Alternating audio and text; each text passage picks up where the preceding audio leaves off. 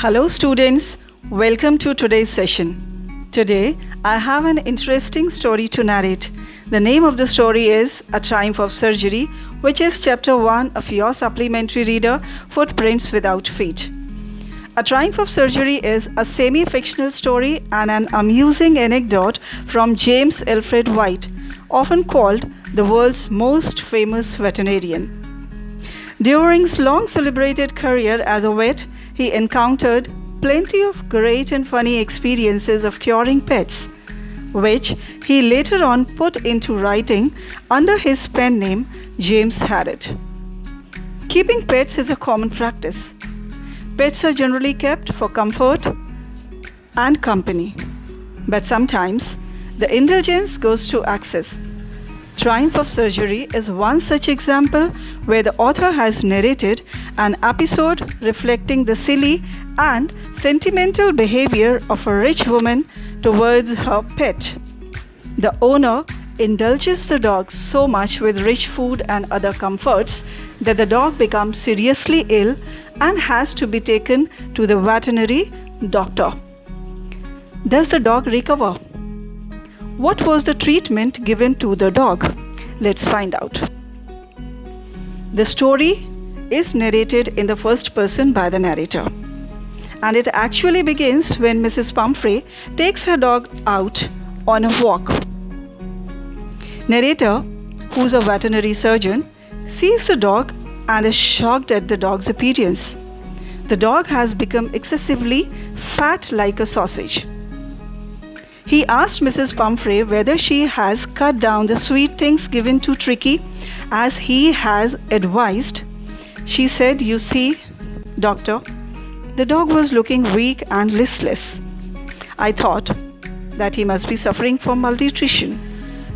So, I could not bear to refuse him." The dog's fault was greed.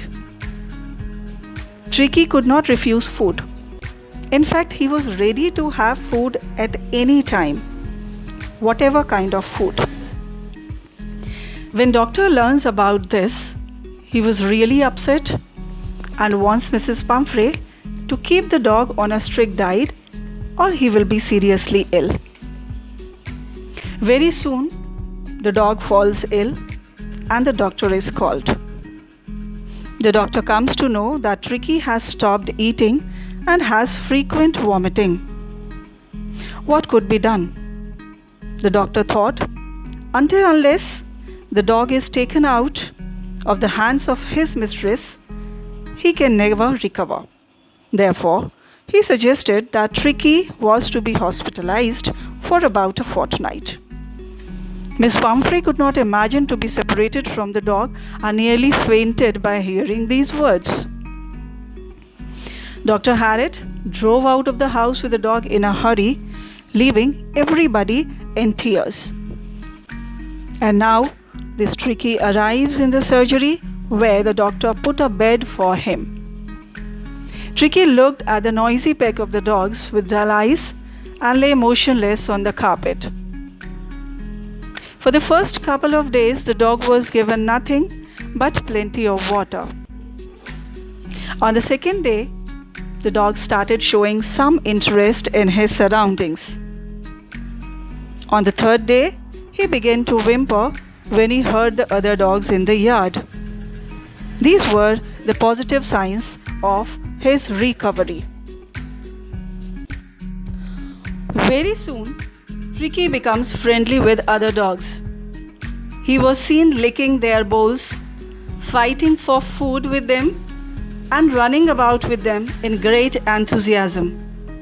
That was a natural effort and willingness, something Tricky never had a chance to build as a spoilt brat. And guess what? This all had happened without any medicinal treatment.